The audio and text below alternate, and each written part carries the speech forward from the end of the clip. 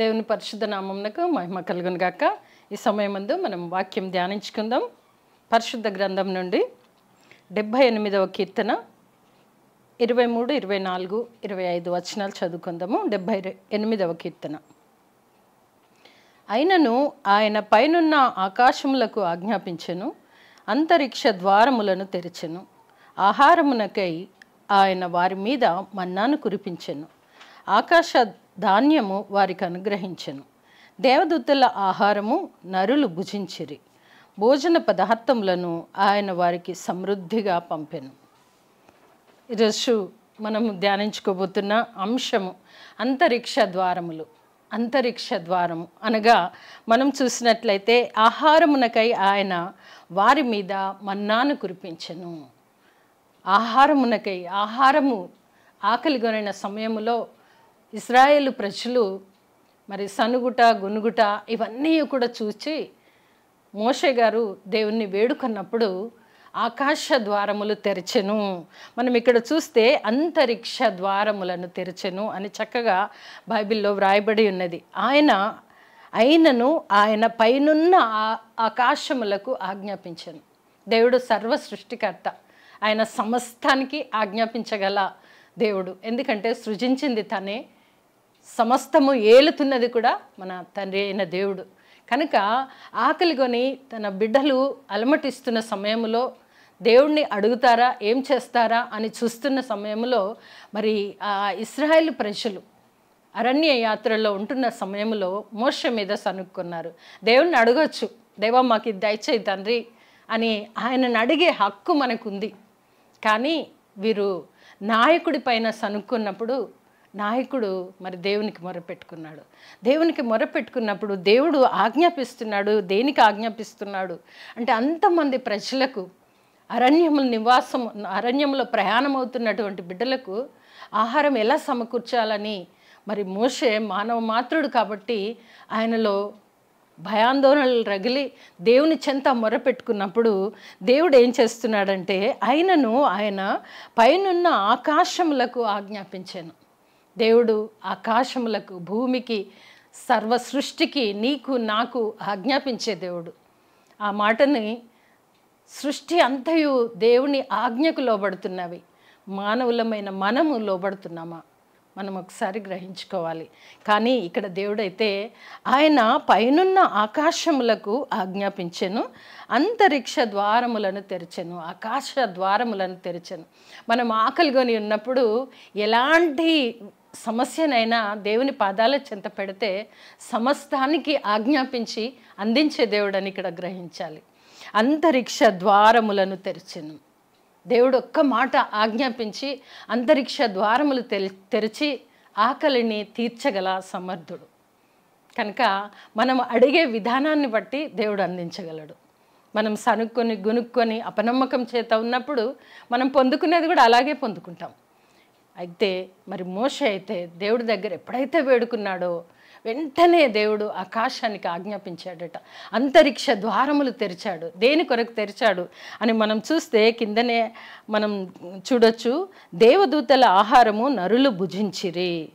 దేవదూతల ఆహారం అంటే దేవదూతలు భుజించేది భూమి మీద నరులు భుజించడానికి దేవుడు ఆకాశం నుండి పంపించాడు, అంతరిక్ష ద్వారములను తెరిచాడు. అంత గొప్ప సమర్థుడైన దేవుణ్ణి కలిగి ఉంటున్నాం మనం. కనుక మన విశ్వాసాన్ని పెంపొందించుకోవాలి, వృద్ధిపరచుకోవాలి. ఎందుకంటే సమస్తము సమకూర్చగల దేవుణ్ణి కలిగి ఉంటున్నాం. అయితే ఇక్కడ చూసినట్లయితే దేవదూతల ఆహారము నరులు భుజించిరి. దేవదూతలకు అందించబడే ఆహారాన్ని అరణ్యవాసములో ఉన్నటువంటి నరులు అడిగినప్పుడు వారి ఆకలి తీర్చడానికి అంతరిక్ష ద్వారములు తెరిచి వర్షమే వస్తుందేమో అనుకుంటాం మనం, అంతరిక్షం నుండి వర్షమే వస్తుందేమో అనుకుంటాం. కానీ ఆకాశము నుండి, అంతరిక్షము నుండి దేవుడు మన్నాను కురిపించినట్లుగా మనం చూస్తాం. ఇశ్రాయేల్ ప్రజలు ఆ మన్నాను భుజిస్తూ వారు ప్రయాణ యాత్రను కొనసాగించారు. మరి ఈరోజు నీవు నేను కూడా ఎలాంటి స్థితిగతులలో ఉన్నాము? నరులు దేవదూతల ఆహారాన్ని నరులు భుజించారు. మరి నీవు నేను కూడా భుజించాలంటే ఈ పరిశుద్ధ గ్రంథమైన ఈ వాక్కులను ధ్యానించుకున్నప్పుడు ఇదే మనం భుజించుకునేది. కనుక ఈరోజు మనం చూస్తే దేవుడు దేవదూతల ఆహారము నరులు భుజించిరి, భోజన పదార్థములను ఆయన వారికి సమృద్ధిగా పంపెను. సమృద్ధిగా, కొంచెము కాదు, కొంచెమే తినండి సరిపోదు, అందరికీ రాదు అనే మాట లేకుండా సమృద్ధి అయిన ఆహారం చేత దేవుడు వారి ఆకలి తీర్చాడు, వారి కోరికను తీర్చాడు. ఏదంటే అది ఇచ్చాడు. మన్నాను తిన్న కొన్ని రోజులకు మరి ఇంకొకటి అడిగారు, అది కూడా దేవుడు ఆకాశం నుండి పంపించాడు. అంతరిక్ష ద్వారాలు తెరుస్తున్నాడు. మనకు కావాల్సింది భూమి మీద సమకూర్చడమే కాదు, అంతరిక్షం నుండి కూడా వస్తుందని మనం ఇక్కడ గ్రహించాల్సినటువంటి అవసరం ఉంది. కనుకనే అంతరిక్ష ద్వారములు తెరవడము ఎవరి వశం కాదు, దేవుడు మాత్రమే ఆజ్ఞాపిస్తాడు, దేవుడు మాత్రమే సెలవిస్తాడు. మన ఎటువంటి సమస్యనైనా కూడా దేవుడు అంతరిక్ష ద్వారము తెరిచి అనుగ్రహించే దేవుడని మనం ఈరోజు గ్రహించాలి. అంతేకాకుండా భోజన పదార్థములను ఆయన వారికి సమృద్ధిగా పంపెను. చాలినంతగా, సమృద్ధి కలదిగా, అనగా ఏ ఒక్కరు కూడా ఆకలి చేత అలమటించటానికి వీల్లేదని దేవుడు సమృద్ధి అయినటువంటి ఆహారాన్ని అంతరిక్ష ద్వారం ద్వారా పంపినట్లుగా మనం చూస్తాం. అలాగే మనం చూస్తే నిర్గమకాండంలో చూడగలం. నిర్గమకాండము 16వ అధ్యాయము, నిర్గమకాండము 16వ అధ్యాయము 4వ వచనం. ఇదిగో నేను ఆకాశము నుండి మీ కొరకు ఆహారమును కురిపించెదను, వారు నా ధర్మశాస్త్రమును అనుసరించి నడుతురో లేదో అని నేను వారిని పరీక్షించినట్లు ఈ ప్రజలు వెళ్ళి ఏనాటి బత్తెము ఆనాడే కూర్చుకొనవలెను. ఇక్కడ మనం చూసినట్లయితే ఇశ్రాయేలు ప్రజల గురించి మరలా ఒక్కసారి మనం చూస్తే వారి ప్రయాణ యాత్రలో జరిగినటువంటి సందర్భం. కనుక ఎప్పుడైతే మోషే యెహోవా దేవునికి ప్రార్థన చేసినాడో అప్పుడు దేవుడు సెలవిస్తున్న మాట, యెహోవా మోషేను చూచి ఇదిగో నేను ఆకాశము నుండి మీ కొరకు ఆహారము కురిపించేదను, మీ కొరకు అంతరిక్ష ద్వారము తెరిచేదను, అక్కడి నుండి మీకు కావలసిన అనుదిన ఆహారము మీకు అందించబడును అని ఇక్కడ మనము వాక్యం చూస్తుంటున్నాం. ఆకాశము నుండి మీ కొరకు ఆహారమును కురిపించేదను. కాకపోతే మనం చేయాల్సినది కూడా ఒకటి ఉంది. అందుకే ఏమంటున్నారంటే, వారు నా ధర్మశాస్త్రమును అనుసరించి నడుతురో లేదో అని నేను వారిని పరీక్షించినట్లు. ఇన్ని సమకూరుస్తున్నా, సమృద్ధిగా ఇస్తున్నా ఆ దేవుణ్ణి నమ్ముతున్నామా, విని విడిచిపెడుతున్నామా? ధర్మశాస్త్ర గ్రంథాన్ని పాటిస్తున్నామా లేదా మనం పొరపాటు చేస్తున్నామా? అయితే ఇక్కడ దేవుడు మనల్ని పరీక్షించే దేవుడు, సమృద్ధినిచ్చే దేవుడు. ఆ సమృద్ధి యందు మనం కృతజ్ఞత కలిగి ఉంటున్నామా లేదా అని కూడా చూసే దేవుడు. మనం చూసినట్లయితే ఎవరైనా మనకి ఏదైనా ఇస్తే మనం ఎలా వాడుతున్నాము, జాగ్రత్త పరుచుకుంటున్నామా, అవసరాలు తీర్చుకుంటున్నామా, అశ్రద్ధ చేస్తున్నామా, వ్యర్థంగా ఖర్చు పెడుతున్నామా అని మనకు అప్పుగా ఇచ్చిన వాళ్ళే అనుకుంటారు. కానీ మరి దేవదేవుడైతే సమృద్ధినిచ్చాడు, సమృద్ధి అయిన ఆహారాన్ని పంపిస్తున్నాడు. అది కూడా ఎక్కడి నుండో కాదు, ఆకాశము నుండి దేవదూతలు భుజించే ఆహారాన్ని మనకు అనుగ్రహించినప్పుడు మరి దానిని ఎలా తినిన తర్వాత కృతజ్ఞత కలిగి ఈ ధర్మశాస్త్రమును అనుసరించి నడుచుకుంటున్నామా లేదా అని కూడా పరీక్షించే దేవుడు ఉన్నాడు. జాగ్రత్త అని వాక్యం సెలవిస్తుంది. కనుక వారు నా ధర్మశాస్త్రమును అనుసరించి నడుతురో లేదో అని నేను వారిని పరీక్షించినట్లు ఈ ప్రజలు వెళ్ళి ఏనాటి బత్తెము ఆనాడే కూర్చొనవలెను. అందుకే అనుదిన ఆహారం అని అంటుంటాం. ఏ రోజుకు కావాల్సింది ఆ రోజుకే కూర్చుకోవాలి. అనుదిన ఆహారములాగా నేను ఆకాశము నుండి లేదా అంతరిక్షము నుండి కురిపించుచున్న మన్నాని లేదా ఆహారాన్ని మీరు ఏ దినముకు ఎంత చాలో, ఎంత కావాలో అంతనే సమకూర్చుకోవాలి. ధర్మశాస్త్రమును అనుసరించండి, దేవుడిచ్చిన విధి విధానాన్ని పాటించండి అని ప్రజలకు చెప్పడం మనం చూస్తాం. అలాగే 16:16 కూడా చూద్దాం. నిర్గమకాండము 16వ అధ్యాయము 16వ వచనంలో చూస్తే, మోషే ఇది తినుటకు యెహోవా మీకు ఇచ్చిన ఆహారం, దేవుడు మీకు ఇచ్చిన ఆహారము అని ఇశ్రాయేల్ ప్రజలందరికీ చెప్తున్నాడు. ఒకరికి చెప్పి ఒకరికి చెప్పలేదు, మేము తప్పటడుగులు వేస్తున్నామని తప్పించుకోవడానికి వీల్లేదు. కానీ ప్రజలందరికీ చెప్తున్న మాట ఏంటంటే, దేవుడు అంతరిక్షము నుండి అంతరిక్ష ద్వారము తెరిచి మీకు అందరికీ కూడా ఆహారమును అనుగ్రహించుచున్నాడు. ఇది దేవుడు అనుగ్రహించు ఆహారము, యెహోవా మీకు ఇచ్చిన ఆహారము అని చెప్పటం మనం చూస్తుంటున్నాం.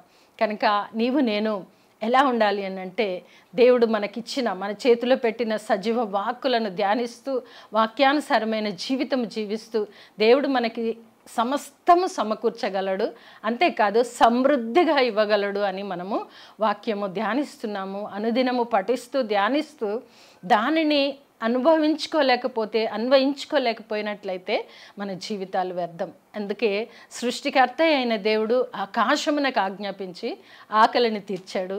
ఆ అంతరిక్షమును ద్వారము నుండి ఆహారాన్ని పంపించినట్లుగా మనము చూస్తుంటున్నాం. అలాగే చూస్తే యోహాను సువార్తలో కూడా మనం చూద్దాం. 6వ అధ్యాయము, యోహాను సువార్త 6వ అధ్యాయము 31వ వచనం చదువుతాను. భుజించుటకు పరలోకము నుండి ఆయన వారికి ఆహారము అనుగ్రహించెను అని వ్రాయబడినట్టు మన పితరులు అరణ్యములో మన్నాను భుజించిరని ఆయన వారితో చెప్పెను. ఇక్కడ మనం చూసినట్లయితే శిష్యులు వారికి ప్రభువుల వారు చెప్తూ, మన పితరులు మరి మా అరణ్యంలో ఉన్నగా మన్నాను భుజించిరి, దేవుడిచ్చిన ఆహారము అని వారికి చెప్పుచున్నప్పుడు వారు ఇంకొక మాటని కూడా అక్కడ అడుగుతారు. ఏమని అనంటే, ప్రభువా ఈ ఆహారం ఎల్లప్పుడూ మాకు అనుగ్రహించమనిరి, ఎల్లప్పుడూ మాకు అనుగ్రహించండి ప్రభువా. అలనాడు యెహోవా దేవుడు, తండ్రి అయిన దేవుడు అరణ్యములోని ప్రజలకు ఆహారాన్ని అందించారు కదా. అంతరిక్ష ద్వారం ద్వారా వారికి ద్వారము తెరిచి అక్కడి నుండి ఆహారాన్ని పంపించారు కదా. ఈ ఆహారము, దేవుడిచ్చు ఆహారము ఎల్లప్పుడూ మాకు అనుగ్రహించండి, మేము దాని యందు తృప్తి పొంది ఉంటాము అని అడిగినప్పుడు ప్రభు ఒక మాట అంటున్నారు. 35వ వచనం మనం చూస్తే బిడ్డలు అడిగినటువంటి మాట, ప్రభువా ఈ ఆహారము ఎల్లప్పుడూ మాకు అనుగ్రహించుమనిరి. అందుకు యేసు వారితో ఇట్లనెను, జీవాహారము నేనే, నా యొద్దకు వచ్చువాడు ఏమాత్రమును ఆకలిగొనడు, నా యందు విశ్వాసం ఉంచువాడు ఎప్పుడును దప్పిగొనడు. ప్రభుల వారు చెప్పుచున్న మాట. అయ్యా, మరి తండ్రి అయిన దేవుడు అరణ్యములో మన పితరులకి అందించారు ఆహారము, ఈరోజు ఎల్లప్పుడూ మాకు అదే ఆహారం ఇవ్వమని అడిగినప్పుడు ప్రభు చెప్తున్న మాట ఏంటంటే, కుమారుడుగా యేసుక్రీస్తు ప్రభుల వారు ఈ భూలోకానికి వచ్చి మనలందరినీ రక్షించటానికి, మన పాపమునకు విమోచన తేవడానికి, మన పాపమునకు క్రయము చెల్లించడానికి యేసుక్రీస్తు ప్రభు వస్తే ప్రభుతో అడిగిన మాట, ఎల్లప్పుడూ మాకు జీవాహారమును అనుగ్రహించమన్నప్పుడు ప్రభు చెప్పిన మాట ఏంటంటే, నేనే జీవాహారమును, నేనే జీవాహారమునైన నేనే అని ప్రభు చెప్తున్నాడు. ప్రభు దగ్గరికి వచ్చేవాడు ఏమాత్రమును ఆకలిగొనడు, ఏమాత్రమును దప్పిగొనడు అని చెప్పడం మనం చూస్తుంటున్నాం. అలనాడు తండ్రి అయిన దేవుడు ఆకాశము నుండి మన్నాను పంపించాడు. కానీ మనం చూస్తే యేసుక్రీస్తు ప్రభుల వారు తిరిగిన ఆ రోజులలో నేనే జీవాహారమును అని ప్రభుల వారు చెప్తున్నారు. ఆయన చనిపోకముందే చెప్పి జీవాహారంగా ప్రభు మనకి మిగిలిపోయారు. అనగా మనం చూసినట్లయితే మన పాపముల నిమిత్తము బలి చెందడానికి ఈ భూలోకమునకు అరుదించి నీ కొరకు నా కొరకు బలియాగము చెంది జీవాహారముగా ప్రభువారు మిగిలిపోయారు. మరి అందు గురించే విశ్వాసం చేత మనము ప్రభువుని ఎప్పుడైతే ఆయన దగ్గరికి వెళ్తామో మనం ఏమాత్రమును ఆకలిగొనము, ఏమాత్రమును దప్పిగొనము అని చెప్తున్నారు. ఎందుకు అని అంటే, అంతరిక్ష ద్వారము తెరిచిపెట్టేది. ఎందుకంటే ప్రభు దగ్గరికి మనం వెళ్తే అంతరిక్ష ద్వారము ద్వారా కూడా మనకు సమస్తము ఆయన అందించే దేవుడు. ఇప్పుడైతే నేను మీ మధ్యలోనే ఉన్నాను, మీరు నా యందు విశ్వాసం ఉంచి నా దగ్గరికి వచ్చినట్లయితే మీకు ఎల్లప్పుడూ నేనే జీవాహారమును అని ప్రభుల వారు చెప్పడం మనము చూస్తుంటున్నాం. కాబట్టి విశ్వాసం చేత నా యొద్దకు వచ్చువాడు ఏమాత్రమును ఆకలిగొనడు, అనగా ఆత్మీయ ఆహారము చేత దేవుడు ఎప్పుడైతే తృప్తి పరుస్తాడో ఇహలోకానుసారమైన ప్రతిదీ కూడా మనకు మార్గము తెరవబడుతుంది. కనుక ఎప్పుడైతే ప్రభువును నమ్మి విశ్వసించి అంతరిక్షము ద్వారం తెరిచి నాకు ఇవ్వు ప్రభు అని ప్రభువుని ఎప్పుడైతే వేడుకుంటామో, ఆత్మీయ ఆహారంతో పాటు ఈ లోకానుసారమైన సమస్త మేలులు ఈవులు సమృద్ధిగా దయచేయు దేవుడు మనకున్నాడని విశ్వాస నిరీక్షణ కలిగి ఆయన యందు విశ్వాసం చేత మన జీవితాలను ఇహలోకంలో ముందుకు కొనసాగించుదుం గాక. ఆమేన్.